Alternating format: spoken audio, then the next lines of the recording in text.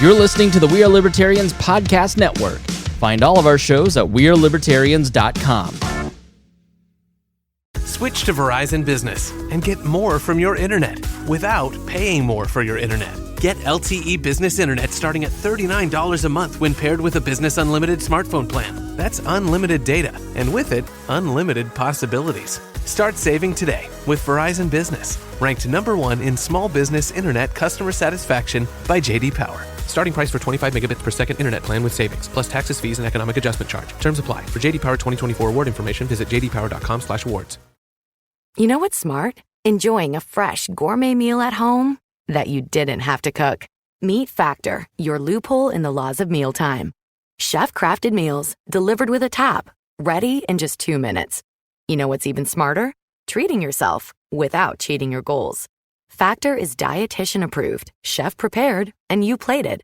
Pretty smart, huh? Refresh your routine and eat smart with Factor. Learn more at factormeals.com.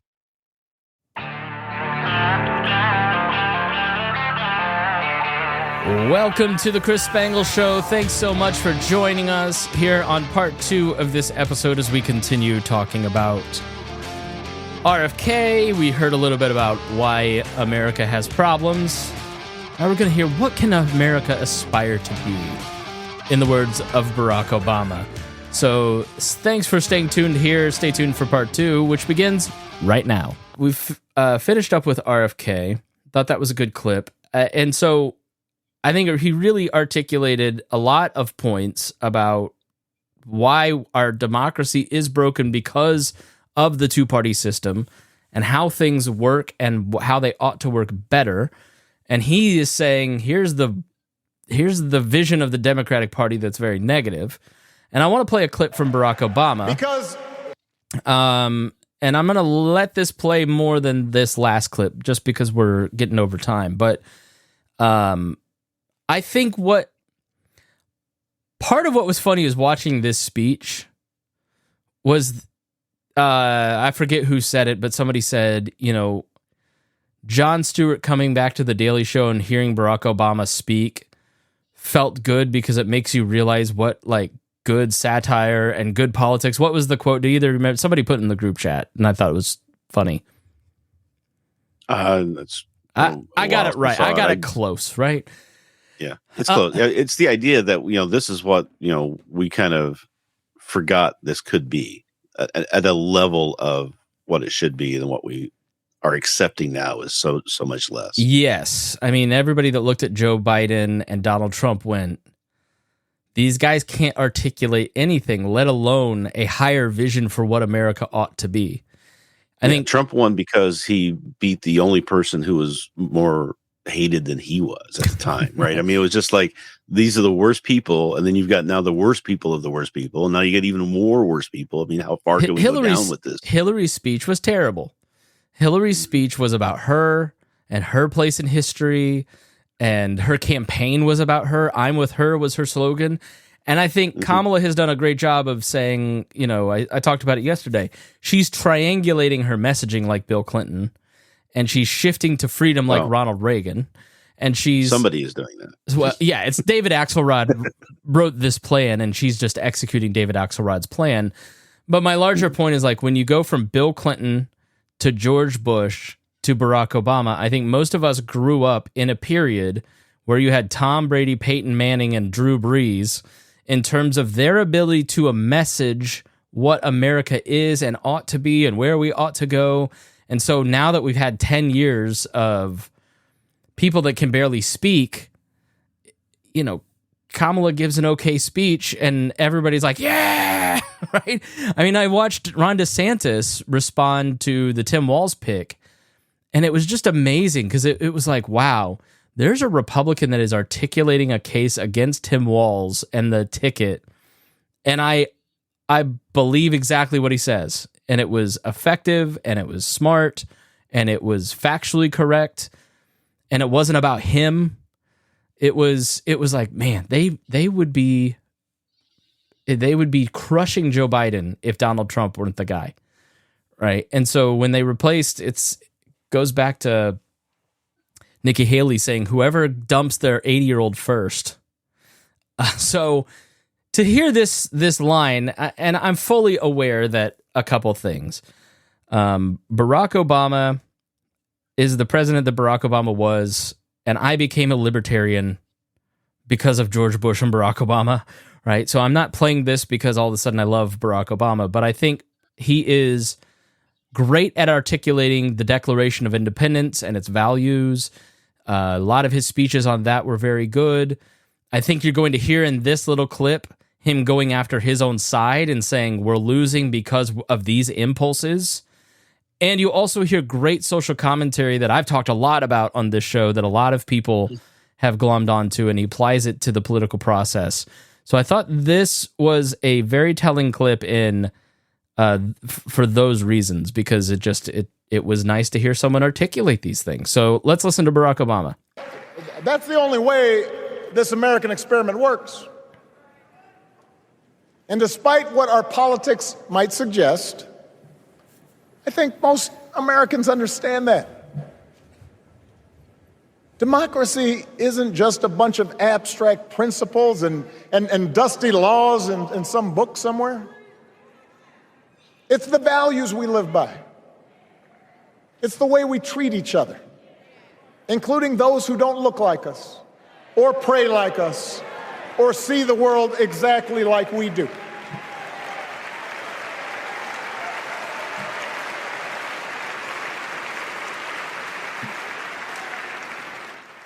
That sense of mutual respect has to be part of our message. Our politics have become so polarized these days that all of us across the political spectrum seem so quick to assume the worst in others, unless they agree with us on every single issue. We start thinking that the only way to win is to scold and shame and out-yell the other side. And after a while, regular folks just tune out, or they don't bother to vote. Now, that approach may work for the politicians who just want attention and thrive on division, but it won't work for us.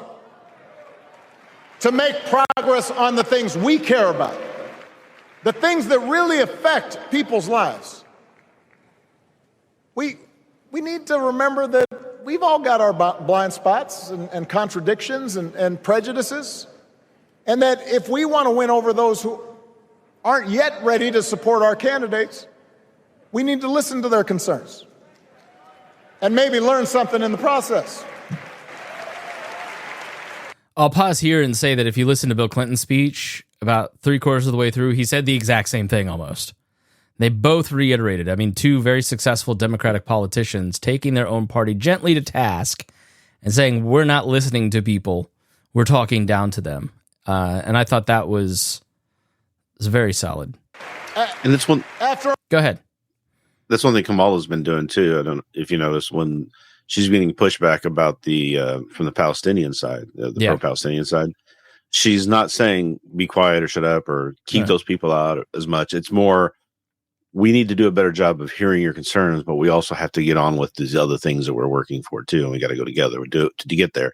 So she's trying to take that message, and whoever's giving her this advice is getting her into that. Yeah, I watched a lot of this convention, and one thing that stood out to me was there weren't any comments about baskets of deplorable type statements.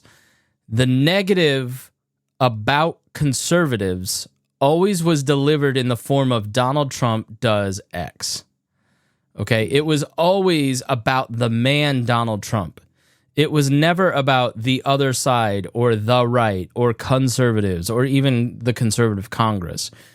You got a lot of, and I think in going back and kind of watching some of the RNC stuff and listening to those speeches, it was a lot of the left. And one of the mistakes that Democrats have made in taking on Trump is that the person who is a natural Trump supporter feels attacked. And I think they tried very hard not to do that in this convention, while also trying to show we're patriotic, we love America, we're masculine, we're these things too. You don't own the word freedom. We have our own version of freedom. So it was definitely a message shift away from the stuff that didn't work in the Hillary era and in the Biden era, which, we are moral and you are not moral, and anybody that is against us fall off a cliff and die, right? I don't know. So I think politically they understand a lot of their base is a lot of the reason that people aren't Democrats. I mean, people don't. It's hard to look at the messaging of violent Republican extremists and all these guns, and they're all just going to kill us if we don't vote for Trump. Blah blah blah blah blah. And then the RNC is like a fun party, no violence. And then the DNC shows up and there's violence, right? It's definitely an acknowledgement that there's some problems in how Democrats are connecting to the broader public. If a parent or grandparent occasionally says something that makes us cringe, we don't automatically assume they're bad people. We recognize that the world is moving fast, that they need time and maybe a little encouragement to catch up. Our fellow citizens deserve the same grace we hope they'll extend to us. It's just extraordinary to hear him go against identity politics at its core in a soft way. So I thought that was a really interesting section of the speech.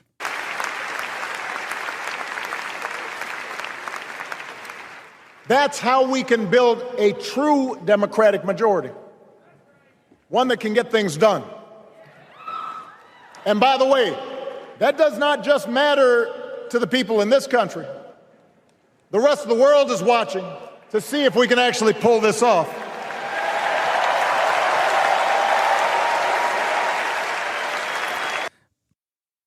By that, he means America, by the way. One of the reasons that Germany and other countries, like they went a different direction in the late 1800s, early 1900s that led to World War II is the American Civil War. Because the founding of the country was such a brave experiment, giving power to the people and dispersing it amongst a bunch of elected officials as opposed to a king or a small council, they all concluded that democracy didn't work, that republics didn't work, so we ought to go a different way. And I think we're now at that same crucial choosing point. Are we going to move towards oligarchy? Are we going to move towards fascism? Are we going to retain our Republican democracy? There's some really big questions that the world is watching. Can America, the last bastion of freedom and representative democracy, can it survive? No nation, no society has ever tried to build a democracy as big and as diverse as ours before. One that includes people that over decades have come from every corner of the globe. One where our allegiances and our community are defined not by race or blood, but by a common creed. And that's why when we uphold our values, the world's a little brighter. When we don't, the world's a little dimmer. And dictators and autocrats feel emboldened. And over time, we become less safe. We shouldn't be the world's policemen, and we can't eradicate every cruelty and injustice in the world. But America can be and must be a force for good. Discouraging conflict, fighting disease, promoting human rights, protecting the planet from climate change, defending freedom, brokering peace. That's what Kamala Harris believes, and so do most Americans. I think this is a crucial point that the right has missed, right? That most people believe government solves their problems. And they're looking for ways that the government will solve their problems. And the atrophying of those muscles on the right, I think it was staged through the Bush years because Republicans, there's two ways to look at laws and government and politics, right? There's the moral view and there's the utilitarian view. Is it moral to do and should we do it? negative liberty is it moral for you to do this to me? And the positive view of liberty is, which Barack Obama holds, is the government should do this for the individual to make our lives better, right? It's a moral issue. And then there is the utilitarian view of, is the thing that you're going to do or does it work? Right? And Republicans and people on the right and libertarians specifically spend a lot of time talking about the general morality of government shouldn't do X, and they spend a lot of time of it didn't work and it doesn't work, but not a lot of time talking about what we should do for people. How do we actually keep ourselves safe? How do we deal with the pandemic? How do we feed the hungry in our communities? Right? That's the problem with the modern libertarian message, and why it doesn't connect with people is because it's so against everything that it doesn't have solutions for things. I've said this the entire run of this show. We're too much change and not enough hope. Right? Because this show was started under the Barack Obama administration. And I don't know that I've always done a great job of that either, because it's really easy to be a critic. It's hard to come up with the plans to fix it. And so I challenge people on the right, Republicans and libertarians, start thinking more about what you can do for people, how we can message to give people hope that there is a solution to their problems that doesn't involve government intervention, and less about this is an unfair thing that is being done to me. This is the legacy of the Trump administration, is the inherent victimhood of the right now. And that does not connect with voters. What voters want is what he just said. I want a solution to my problems. And if your solution means I've got to pay less taxes, I'm probably going to go with you. I just want to know that you care about the moral issues that I care about. And then give me solutions that work better than their solutions. But there's very little in terms of the way that the right messages anything that speaks to the morality of people and to the utilitarian view, and merging those two things. And so this is just a call to heed those words and say, look, don't lose because people love free stuff. It's that we haven't explained how things can be freer and work better for them.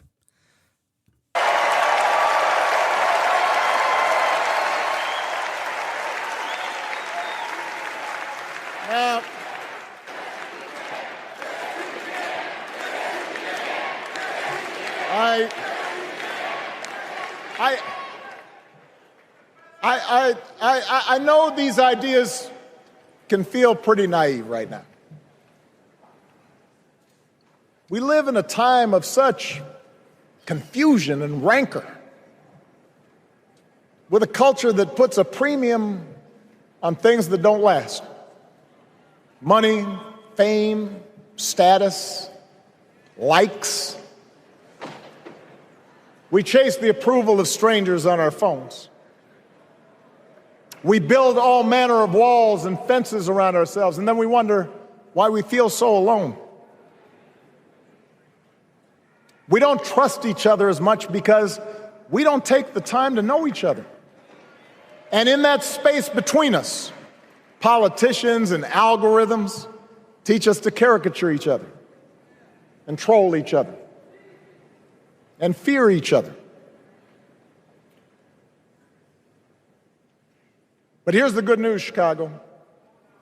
All across America, in big cities and small towns, away from all the noise, the ties that bind us together are still there.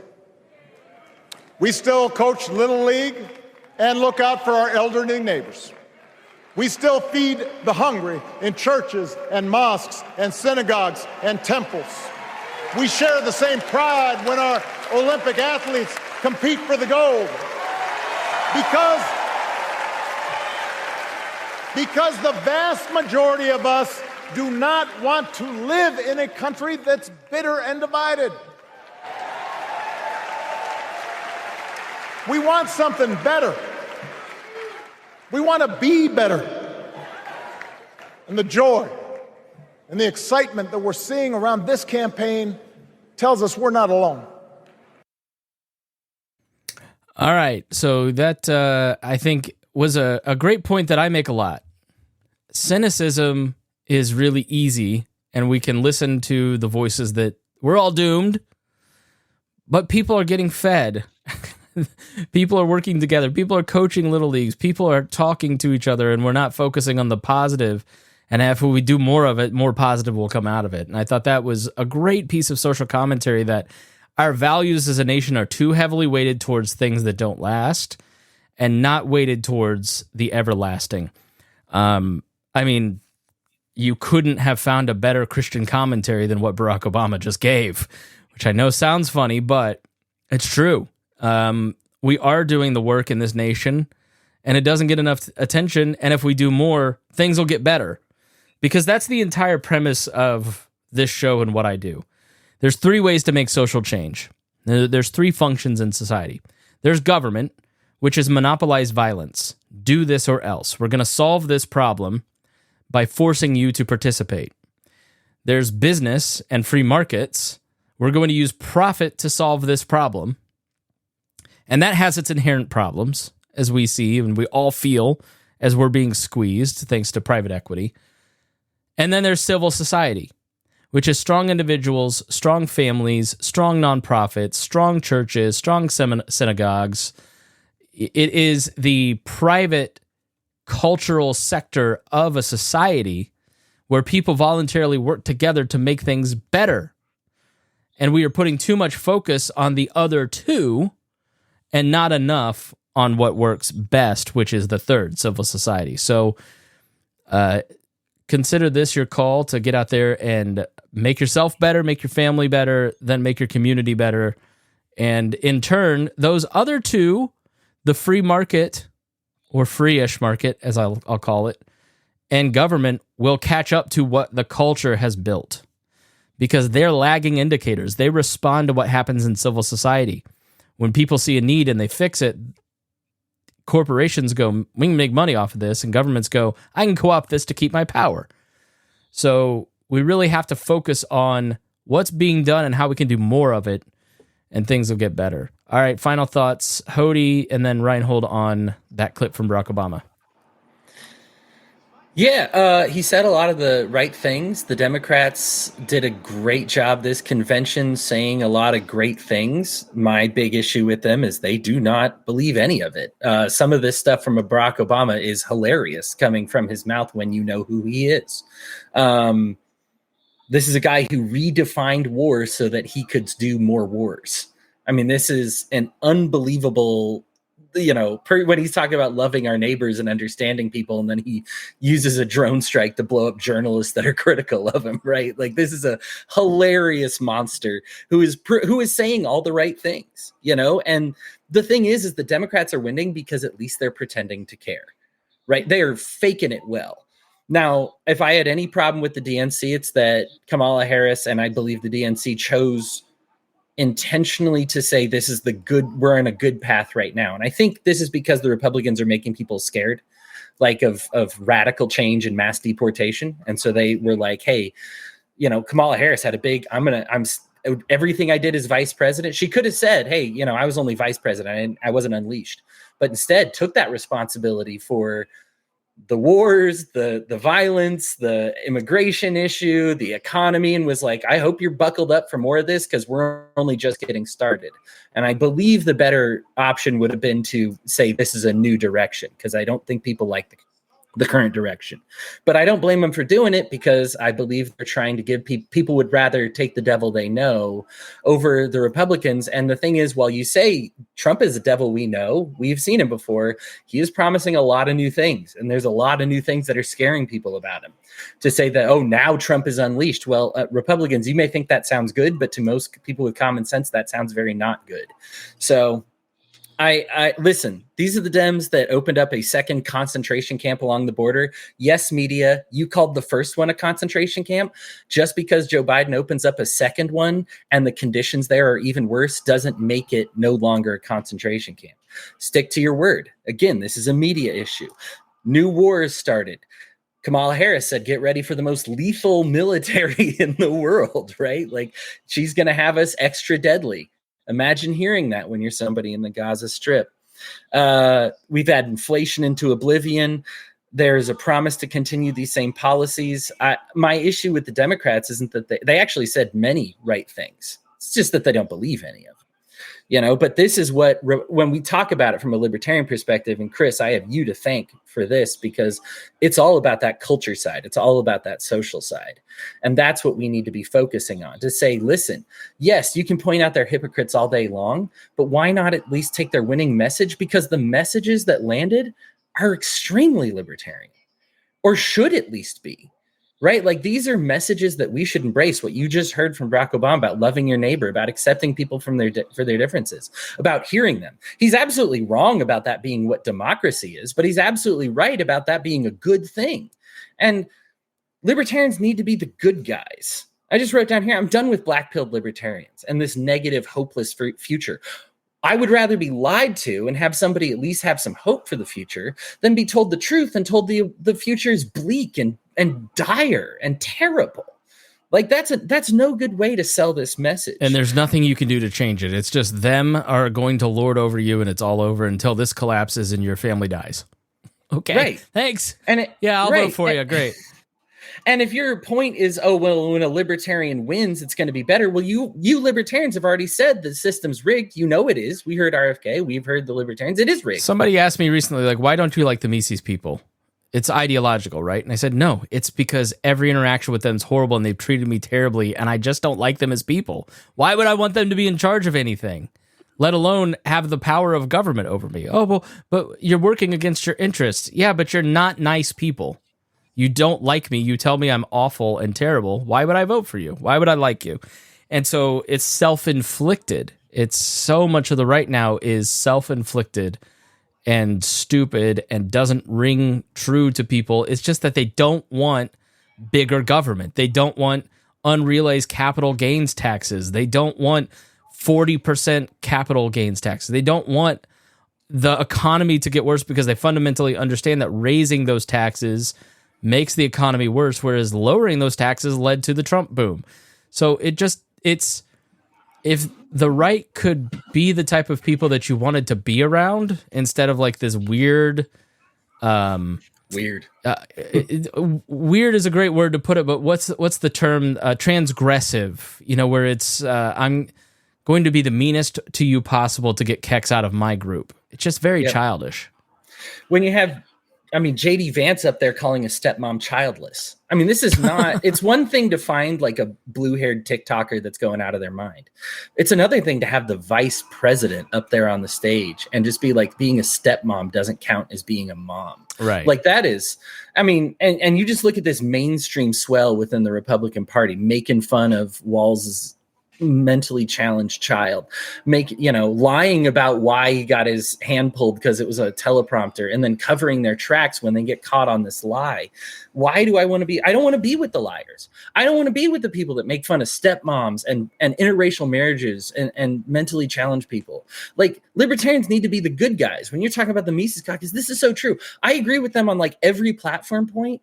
I agree with like the classical libertarian people on like none, but the classical libertarian people are nice and you're not. And ultimately I'd rather be surrounded by nice people than right people, because right people sell out their values if they have no character, right? And good people don't, right? And so the last thing I wanted to say is just be the people in the churches in Texas that got shut down. Because that shows that the reason libertarians can't be the solution is because it's against the law to be the solution. I get that. Go and do it anyway, right? At least show the effort. At least be the people that say, hey, I tried to be the solution. This is the show that you actually have the solution for America. Don't just talk about the welfare state, do something about it. Right. And then, yes, if the government shuts you down, as they will, then at least you can hold up and say, I love these people and I tried my best. Instead, what do you hear out of libertarians? Oh, these welfare whores, these people that they just grub onto the American taxpayer. They just want my money. Oh, mass deportations are the one thing I agree with, like the Republicans with. Like, you're out of your mind. You've become the bad guys. And this is my final point. Just be the good guys. Libertarians, be the good guys. Be the people. If everyone's best friend is a libertarian, liberty is going to sweep the country like that, because even if they don't agree with you, they won't allow policies that illegalize you, right? They will fight for your inclusion on stages. Right now, people won't fight for our inclusions on stages because we're jerks. People don't feel bad for us. So yeah, it can be illegal and wrong and unconstitutional and whatever, but nobody cares. Nobody's going to care until you are a person worth standing up for and worth getting in trouble for. Oh, dang, Cassandra, the court jester can't be king. Ooh. That's trouble for me. But yeah, anyhow, thank you. Rhinehold? Thank you, everybody. Similar thing, just the point when he makes at the beginning about the divisiveness and how that can't be how you do politics. It's exactly why I was calling out the Mises Caucus since 2017, because they started going after the power that they wanted to have by using divisive tactics to do so. And while that will gain you temporary, easier benefit to what you want, your power, because it will motivate people for a period of time. But after a while, it becomes exhausting. People don't want to continually be in that mode. And I think we're there now nationally. You know, I mean, you see the results of what happened in the Libertarian Party from what they did. You know, they created this divisive nature. They get into power, and there's nobody there left with them. They're wondering where everybody is. They can't get any donations. They can't run the organization. They can't support their candidates, the ones they even choose to support, right? All because they took that path to get there instead of trying to earn it by having your ideas be the ones that people agreed with and chose and moved forward with. So that's the thing is I really took out of the beginning of that speech was that he was really hitting on the same thing that Trump has been doing, where it's mostly a divisive nature type of populist movement that will eventually fizzle out because people will get tired of feeling like they're the victims all the time or feeling like the other person's the enemies. People don't want to be enemies with their neighbors. They really don't. They can get convinced to do it for a while, but after a while, it will fall apart. It's the Democrats have always kind of confused me a lot on the libertarian side because they have a lot of identification of the problems that I see, but their solutions are all wrong, right? But that gives me hope. At least they see the problems, whereas a lot of people in the populist right that's going on now don't see the problems. They don't think they're problems. You know, we're treating people who are trying to come into this country badly and making it hard for them to do so, trying to escape torture and rape and murder from their governments. So they don't want to come here and institute the same one. That would be silly, but that's what they're being told. And that's the fear they play. And that's how they get people to hate other people is by telling lies about them and making you fear them. Trump was saying something today. I think it was Trump. It was an interview. But he's saying he's doing well with women because women want to be safe. And he's almost admitting that he's trying to scare white women with brown men that are going to come and get them. Interesting. Right? They're saying it out loud now and openly admitting it. So that's that divisive nature. They're going to get worse and worse as they start to lose that power. And you see that in the Mises Caucus too, as they started to have these problems and people started, you know, abandoning ship, as it were, because they were tired of being associated with it. They got worse. They got more divisive, more angry. They start turning on each other because who else is there left to go be divisive with if everybody else is gone, right? So you see a lot of that happening. Factionalization is going to happen, and you're going to see that I think in the populist MAGA movement eventually over the next, especially if Trump doesn't win this year. I think that starts to fall apart and cave in on itself, and you're going to see a GOP. Which, if Trump hadn't won this year, I think you would have seen it sooner. But you'll see a GOP who is going to start reinventing himself a lot like what the Democrats are trying to do now. Right? You're going to see a more positive notion coming from them. They're going to try and take a higher road. Even though they've done all this horrible stuff, they're going to try to take that tack. And I think that that's only good for everybody.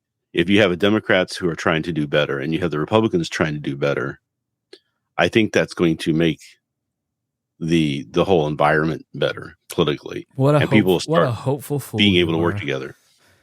I know. But I still say that divisiveness and like I said, I can point to the Mises Caucus as a great example of what I was trying to say then. It can't last. People are human nature, and human creatures can't just sustain that for long enough that you need it to be. People like peace. They like homeostasis. All right. Thanks so much for joining us. Hey, if you got something out of this, please go support us over at Patreon. The link is in the show description. I'm doing a daily show. At least I'm just testing it out through the election. It's a lot of work this week, but a lot of fun. And so check out if you enjoyed this, got some insights, then please support us. It does take some time to put in the work to figure out what we want to say here. You got to input to output, right? So check that out. We'd appreciate your support. And thanks to Hodey and Rhinehold for being here. We appreciate you guys. And thank you, listener, for being here. We'll see you again next week.